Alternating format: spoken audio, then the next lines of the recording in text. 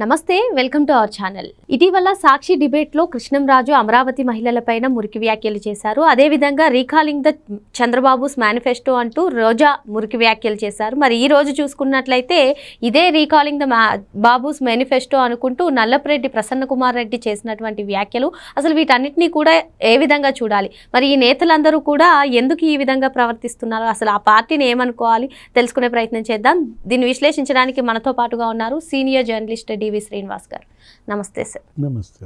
ఆంధ్రప్రదేశ్లో 2019లో చూసుకున్నట్లయితే 151 సీట్లతో ఘన విజయం సాధించిన వైసీపీ 2024లో 11 సీట్లకు పరిమితమైంది సార్. మరి ఇప్పుడు ఎందుకు ఓడిపోయామో అని సమీక్షించుకోకుండా ఈ మధ్య కాలంలో చూసుకున్నట్లయితే సాక్షి డిబేట్లో కృష్ణరాజు కానివ్వండి, ఇప్పుడు ఏదో program recalling the Chandrababu's manifesto అని పెట్టుకుని రోజా గారు, ఈ రోజు చూసుకున్నట్లయితే నల్లపురెడ్డి ప్రసన్న కుమార్ గారు మహిళలను ఎస్పెషల్గా మహిళల వ్యక్తిత్వ హననానికి పాల్పడుతూ ఈ మురికి వ్యాఖ్యలను చేయడాన్ని ఏ విధంగా చూడాలంటారు? మరి ఈ వ్యాఖ్యలను సమర్థించుకుంటున్నారు కూడా, ఏ ఒక్కరు కూడా ఖండించట్లేదు. ఈ రోజు చూసుకున్నట్లయితే నల్లపురెడ్డి ప్రసన్న కుమార్ని సపోర్ట్ చేస్తూ అసలు ఆయన ఇంటిపైన దాడి చేయడాన్ని ఖండిస్తున్నాను అని చెప్పి మాజీ మంత్రి అయినటువంటి అనిల్ కుమార్ యాదవ్ గారు దాన్ని ఖండించారు తప్పిస్తే అసలు ఈ వ్యాఖ్యల గురించి మాట్లాడిన దాఖలాలే లేదు. అసలు ఈ పార్టీని ఏ విధంగా చూడాలి, ఈ నేతలను ఏ విధంగా చూడాలంటారు? జనరల్గా ఇట్లా పిచ్చి పిచ్చిగా మాట్లాడితే మనకి గతంలో ఏమనేవాళ్ళు అంటే వాడిని పిచ్చుకో గరిసిందేమో అనేవాళ్ళు. అంటే వీళ్ళని ఏం గరిసిందని ఈ విధంగా మాట్లాడుతున్నారు. ఇప్పుడు నల్లపురెడ్డి ప్రసన్న కుమార్ రెడ్డి నిన్న మాట్లాడిన మాటలు, రోజా మొన్న మాట్లాడిన మాటలు, ఆ కృష్ణరాజు ఆ కొమ్మినేని షోలో సాక్షి ఛానల్లో మాట్లాడిన మాటలు, అసలు ఇవన్నీ కనుక చూసినట్టుది వీళ్ళకేమన్నా ఉన్మాదమా, పిచ్చ, అసలు ఏం జరిగింది? జగన్మోహన్ రెడ్డే వీళ్ళతో ఈ మాటలు మాట్లాడిస్తున్నాడా? అంటే ఇలా మాట్లాడితేనే జగన్ దగ్గర మనం మార్కులు పడతాయనా? అసెంబ్లీలో గతంలో చూసాం ఇదే ధోరణి. అసెంబ్లీలో ఆ జోగి రమేష్ రఘురామకృష్ణరాజుని బూతులు తిట్టాడు, జగన్ ఏమో నవ్వుకున్నాడు. అసెంబ్లీలో మరి ద్వారంపూడి చంద్రశేఖర్ రెడ్డి, కొడాలి నాని, లేకపోతే అంబటి రాంబాబు చంద్రబాబును అవమానించారు. భువనేశ్వరి మేడం వ్యక్తిత్వ హననానికి పాల్పడ్డారు. జగన్మోహన్ రెడ్డి నవ్వుకున్నాడు. ఇలా మాట్లాడిన వాళ్ళని మంత్రులుగా నియమించాడు. ఎంత తప్పుడు పని చేస్తే అంత గొప్ప పదవి జగన్ ఇస్తాడనా? వీళ్ళు ఇలా పోటీపడి తప్పుడు పనులు చేస్తున్నారంటే, పోటీపడి తప్పుడు మాటలు మాట్లాడుతున్నారంటే, మొన్న రోజా ఏమంది? గాలిలో వచ్చారు ఈ ఎమ్మెల్యేలు గాలినా అనేదో డాష్ డాష్ అంది బూతులు. అంటే ఆమె గాలిలో వచ్చారు ఈ ఎమ్మెల్యేలు గాలినా అన్న మాట తెలుగుదేశం జనసేన వాళ్ళందా లేదా 2019లో వైసీపీ వాళ్ళందా? ఇప్పుడు 2024లో వైసీపీ వాళ్ళు కూడా 11 మంది ఉన్నారు కదా సార్. అందులో జగన్మోహన్ రెడ్డికి వర్తిస్తుంది కదా గెలిచిన వాళ్ళు అంటే. అంటే గాలిలో వచ్చిన వాళ్ళు అంటే అసలు ఇది గాలి పార్టీ అని వీళ్ళ సింబలే ఫ్యాన్ కదా. ఫ్యాన్ అంటే గాలి కదా. అంటే ఆమె మాటలు సరే, ఆమె ఏంటి అసలు ఆమె నోటు ఎవరు నోరు పెట్టకూడదని అంటారు. ఎందుకంటే ఆమె గతంలో కూడా అదే విధంగా మాట్లాడింది. ఏది అసలు ఆ భాషకే అసలు ఇంతవరకు రోజా పైన శాసనసభ ఎందుకని స్పందించలేదో నాకు అర్థం కావట్లేదు. శాసనసభ గౌరవ సభాపతి దీన్ని అసలు సుమోటోగా తీసుకోవాలి. ఆమె మొత్తం ఎమ్మెల్యేలను అవమానించడం అంటే అది అసెంబ్లీని అవమానించడం, శాసనసభనే ఆమె బూతులు తిట్టడం. గతంలో కూడా ఆమెకు అదే శిక్ష పడింది శాసనసభ. ఆమె అసలు సభ్యత్వాన్ని అప్పట్లో కోడెల శివప్రసాద్ 1 సంవత్సరం సస్పెన్షన్ చేశారు. ఆమెను అసలు సభకు కూడా రానివ్వలేదు. అంటే ఇప్పుడు అసలు ఆమెకు సభకు వచ్చే యోగ్యత జనం ఇవ్వలేదు, అది వేరే విషయం. ఇప్పుడు ఇతను ఎవరు, ఈ ప్రసన్న కుమార్ రెడ్డి వ్యాఖ్యలకిను ఆ కృష్ణరాజు వ్యాఖ్యలకి తేడా ఏంటమ్మా? కృష్ణరాజును జైల్లో పెట్టారు. ఆ రోజు సాక్షి ఛానల్లో కొమ్మినేని షోలో అతని వాగుడు ఒక ఉన్మాదం. ఎయిడ్స్ రాజధాని ఇంకా ఏదో డాష్ డాష్ రాజధాని మనం ఆ మాటలు కూడా పలకలేని పరిస్థితి అన్నమాట. అంటే ఇప్పుడు ఈ మాటలు వీళ్లతో జగన్మోహన్ రెడ్డి పలికిస్తున్నాడని కదా. ఇప్పుడు ప్రసన్న కుమార్ రెడ్డితో కూడా జగన్ మాటలేనా? అతను ఏదో పేపర్ చదివాడంట, చదువుతూ మాట్లాడాడంట. అంటే అది కూడా స్క్రిప్ట్ అంటున్నారు. ఎవరిచ్చారు ఆ స్క్రిప్ట్? ప్రసన్న కుమార్ రెడ్డికి సజ్జలేనా? అంటే వైసీపీ వాళ్ళు ఏది మాట్లాడినా అది సజ్జల రామకృష్ణారెడ్డి స్క్రిప్ట్ అంటున్నారు. జగన్ చెబుతాడు, అతను రాసి పంపుతాడు, వీళ్ళు పలుకుతారు. అక్కడ ప్రశాంతి మేడం ఒక్కదాన్నే కాదు అతను అవమానించింది, యావత్ మహిళా లోకాన్ని అవమానించాడు.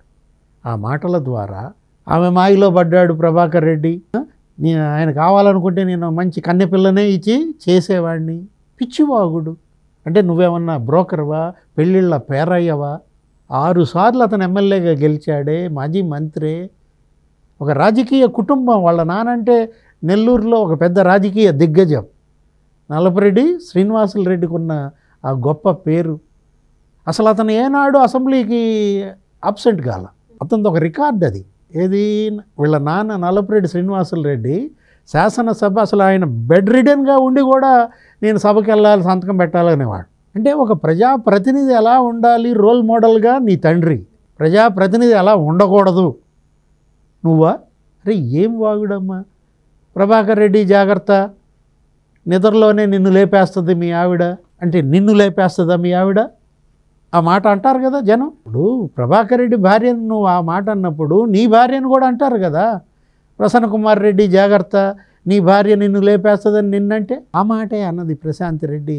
ఒక్కసారి నువ్వు ఏం మాట్లాడావో ఆ వాగుడు వీడియో నీ భార్యకు చూపించు అని. ఇంకా అంతకన్నా చంపబెట్టేం కావాలి?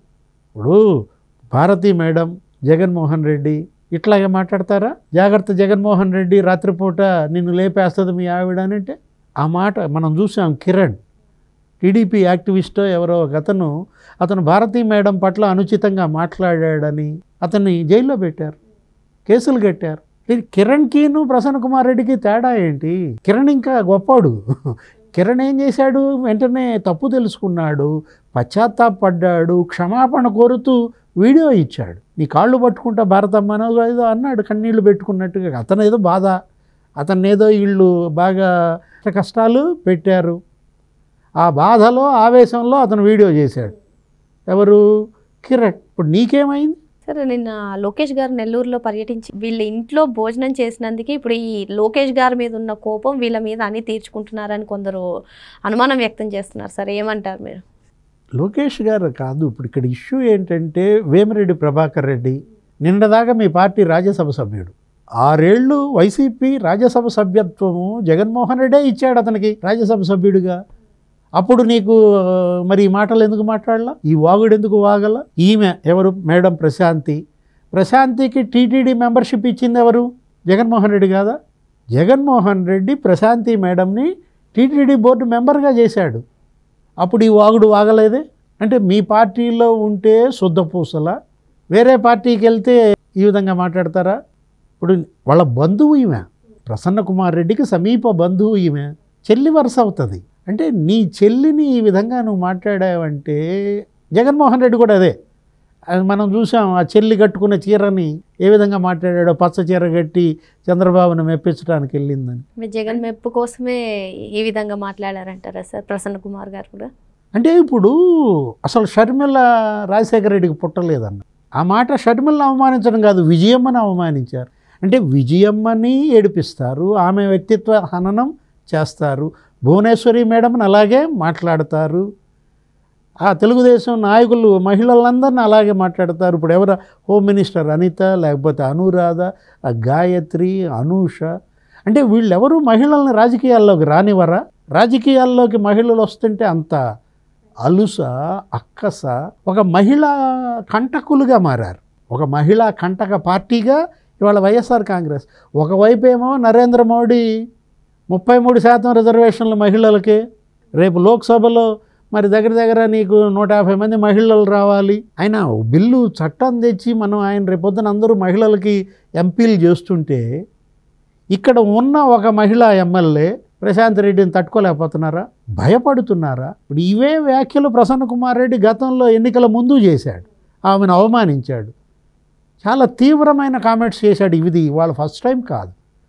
ప్రజలు బుద్ధి చెప్పారు. 130,000 ఓట్లు వేశారు ఆమెకి. 50,000 ఓట్లతో నిన్ను ఓడించారు. అయినా నీలో మార్పు రాకపోతే, బుద్ధి రాకపోతే, ఇక పుట్టకతో వచ్చిన బుద్ధి పుడకలతోనే పోయిద్దా?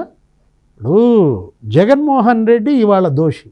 జగన్మోహన్ రెడ్డే ఈ మాటలు ప్రసన్న కుమార్ రెడ్డితో మాట్లాడించాడు. అనిల్ కుమార్ యాదవ్ ఈ వ్యాఖ్యలు చేసేటప్పుడు ఆయన కూడా ఉన్నారు సార్. ఆయన ఖండించాల్సింది పోయి నవ్వుకున్నారు. ఇప్పుడు ఈ సంఘటన ఏదైతే ప్రసన్న కుమార్ గారి ఇంటిపైన దాడి జరిగిందో దాని గురించి ఆయన మీరే కాదు మేము కూడా అంతు తెలుస్తాం అన్నట్టుగా మాట్లాడే విధానాన్ని ఏ విధంగా చూడాలంటారు? మా దగ్గర కత్తులు ఉన్నాయి, దించితే దిగవా ఏంటి ఆ వాగుడు? అంటే రప్ప వాడెవడో సైకో రప్ప ఫ్లెక్సీ పెట్టాడు అనుకున్నాం. దాన్ని జగన్మోహన్ రెడ్డి సమర్థిస్తాడు. ప్రెస్ మీట్లో ఏమంటాడు, ఏ సినిమా డైలాగ్ ఫ్లెక్సీ పెడితే తప్ప, రప్ప అంటే తప్ప అని దానికి మళ్ళీ ఆయన ఒక స్టాంప్ వేస్తాడు. ఇప్పుడు ఇతను ఎవరు, ఈ అనిల్ కుమార్ యాదవ్, మా దగ్గర కత్తులు ఉండవా, దింపితే దిగవా అంటే ఏంటి, బెదిరిస్తున్నారా, చంపుతామంటున్నారా, ఇంకా ఎంతమందిని చంపుతారు? ఇలా చంపుకుంటూ పోవటం వల్లే కదా మీకు ఈ పతనం.